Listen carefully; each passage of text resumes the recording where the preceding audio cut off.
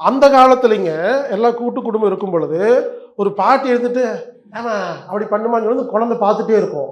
அந்த குழந்தை அதே மாதிரி மிமிக்ரி பண்ணுங்க. அப்புறம் அது பெருசானதுக்கப்புறம் அது பண்ணுது. இப்போ நம்ம அதை பார்க்குறதே இல்லைல்ல. அதனால தாங்க.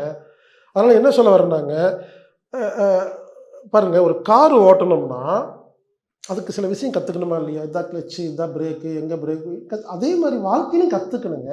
வாழ்க்கைக்கு மட்டும் எதையும் கத்துக்காம தேமேன்னு போயிட்டு இடிக்குது, உதைக்குது, அடிக்குது, ஆக்சிடென்ட் ஆகுதுன்னா அப்படிதான் ஆகுங்க. மெனக்கெட்டு கத்துக்கணுங்கிறேங்க. அப்ப உங்க வாழ்க்கையில ஹாப்பினஸ் வேணும்னா, மெனக்கெட்டு கத்துக்கணும். Point number 1. Feelings of India புக்கை திரும்ப திரும்ப படியுங்கள். அது போதுங்கிறேங்க. நீங்க எனக்கு எப்ப கவுன்சிலிங் கூப்பிட்டாலும், அதில இருக்கிற வரிகள தான் நான் பேசி புரிய வைப்பேனே தவிர, புதுசா ஒண்ணும் சொல்ல மாட்டேன். அதுக்கு எழுதி முடிச்சுட்டேன்.